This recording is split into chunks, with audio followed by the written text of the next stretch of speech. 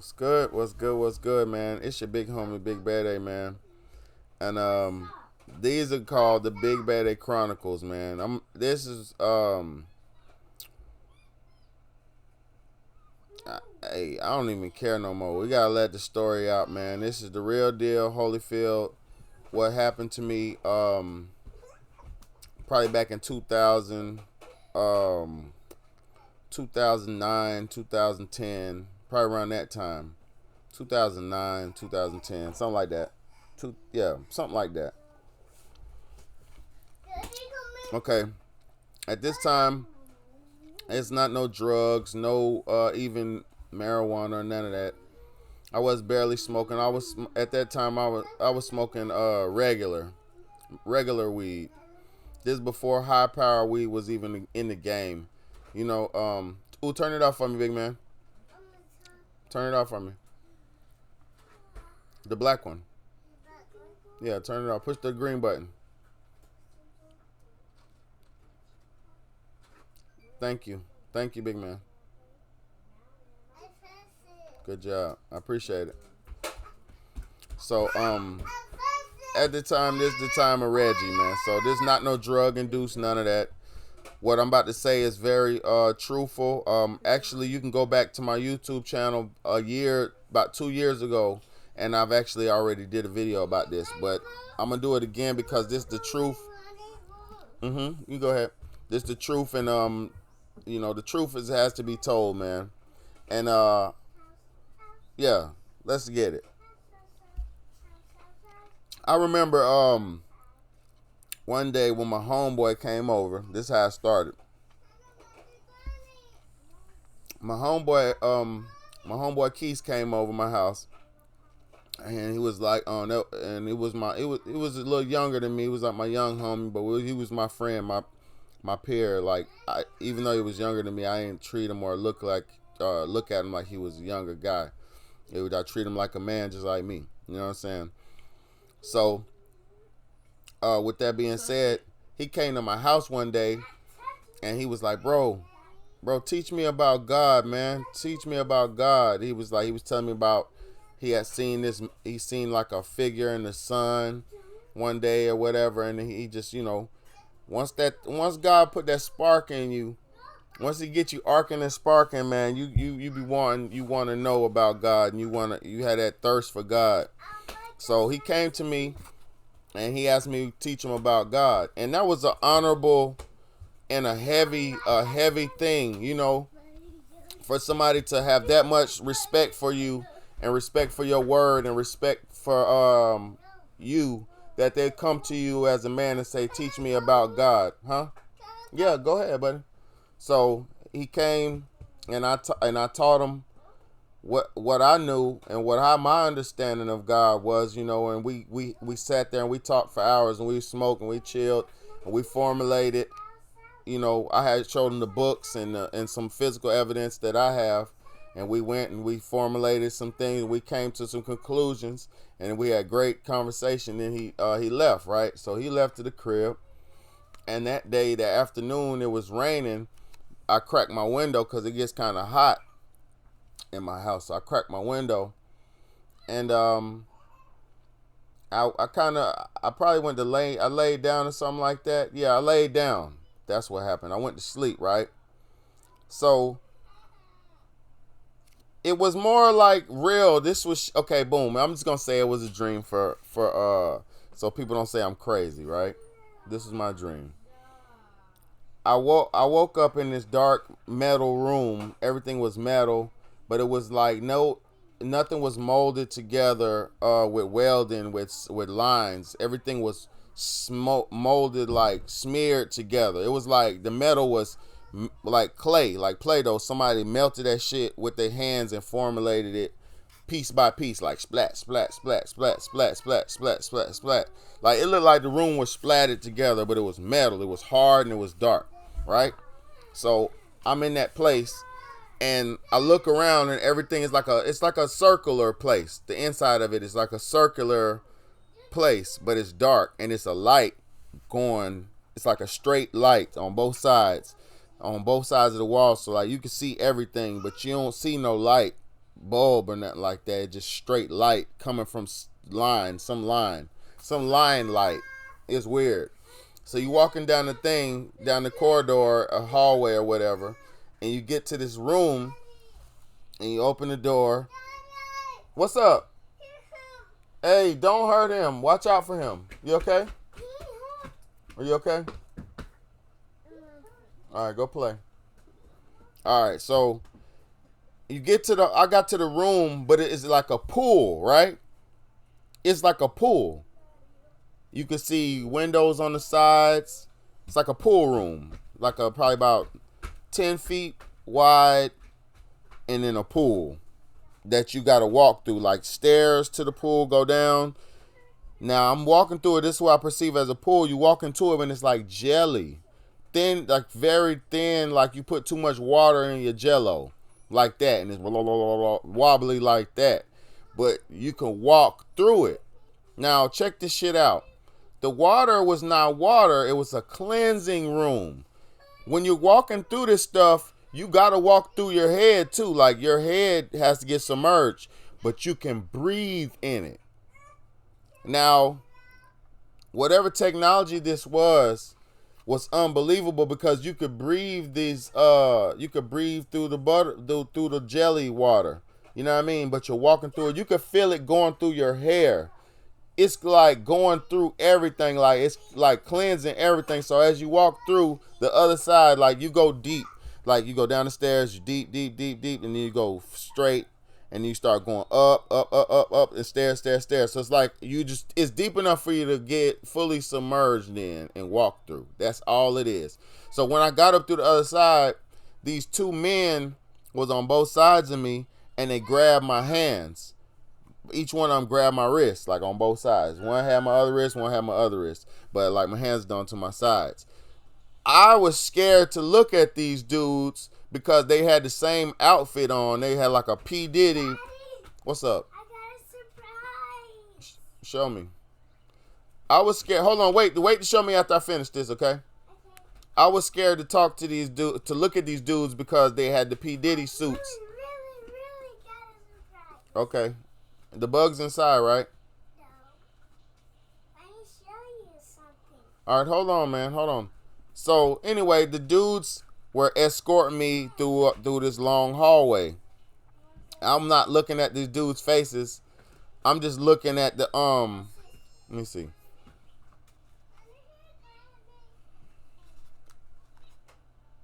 Okay, cool. That's his house. All right, go ahead. So I'm walking through. These dudes got my hands there escorting me down this hallway. And mind you, everything you could feel it like this is real now. This didn't feel like no dream, bro. This felt like real deal Holyfield. I remember this vividly still to this day.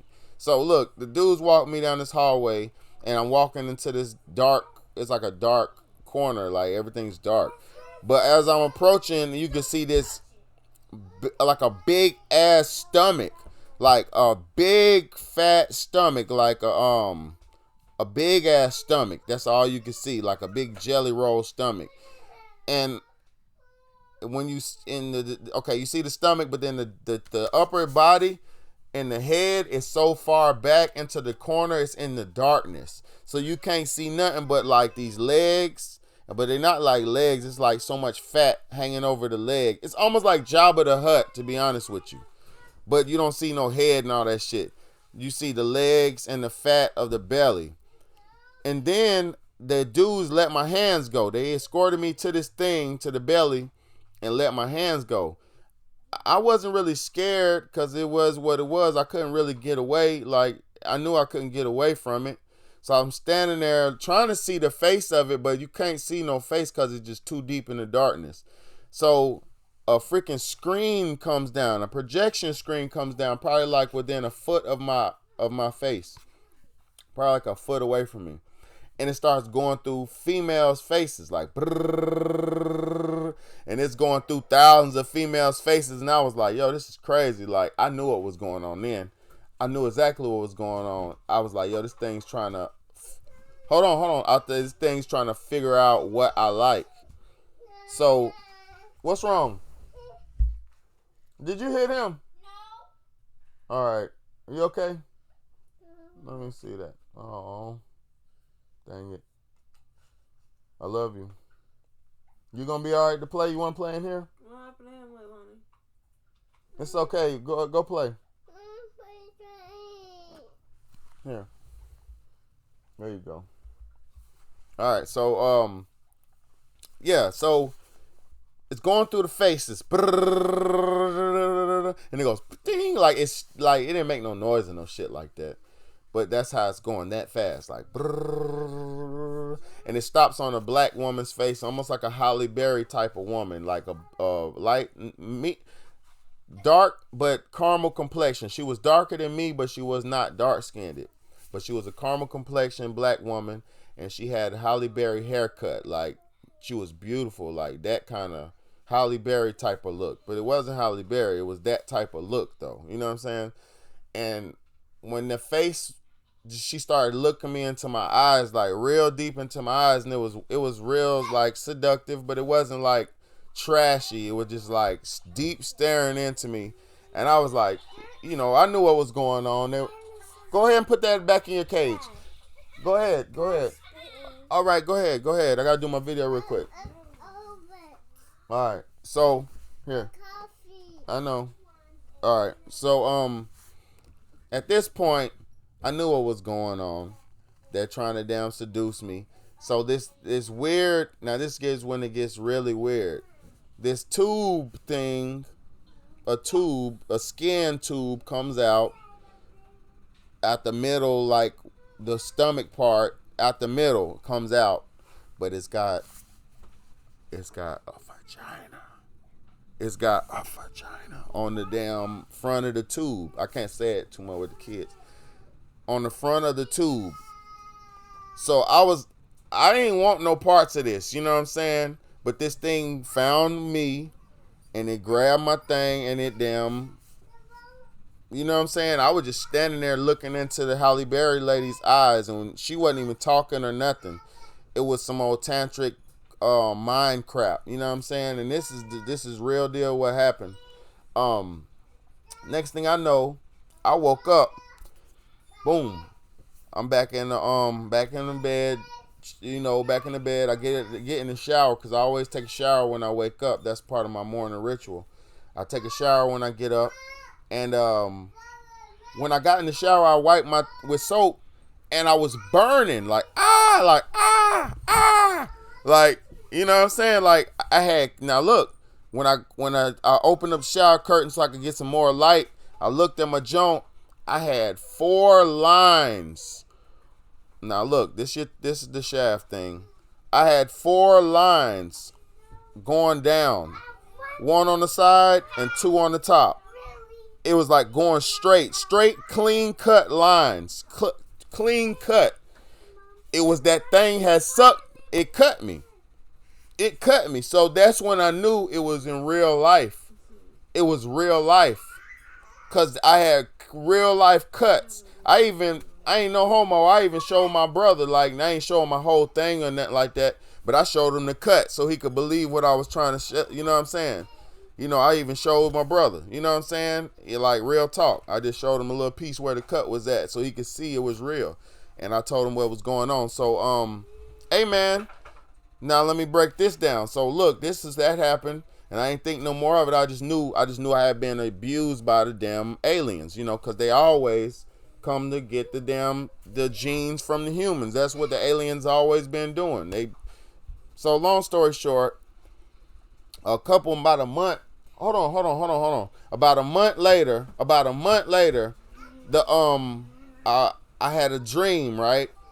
Went to sleep, and I was at the same place with the melted metal, the same place.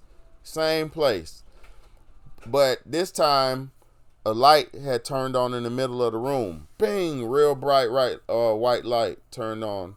And then a platform came up out of nowhere. And guess what? A beautiful black girl, baby. But she wasn't a baby. She was probably about like 3 to 4 years old. A beautiful black 3 to 4 year old girl with 2 puffy curly pigtails on the side. was in the same P. Diddy suits that the dudes was in that held me to the blob monster thing. Um, she was sitting right there, and she just waved at me, and she smiled at me real big, just just let me know she was good. But on God, a couple months later, after the monster dream thing happened, and the cut in real life and all that, I had the dream about the my daughter who was 3 years old in the P. Diddy suit. So if I have a daughter in outer space, fuck all the aliens and anybody who was involved in that process, because that's very selfish to do that to somebody. Just to harvest genetics unknowingly, or just to force people into harvesting like that. That's not fair and that's not right. But also, God bless. If I do have a daughter, God bless you, and I love you. Can I see? And I always wanted to be there with you. I always loved you, and I always thought about you, and I always think about you. And that's the truth. So I just had to share that with y'all because that was a real experience that I've been through. It was in the dream world, but then it was in the real world, was affected by the dream world with the cut. So I know it was real. And I've been going through a lot of stuff in my life. I've seen a lot of things, and I'm going to talk about it over the time. I just was waiting for my audience to get a little bit bigger so I could share the deeper stuff, because I don't want to just put myself on a weirdos box. But hey, man, that's real deal Holyfield, man. I had to share that. But it's your big home, big bad. Much love and respect.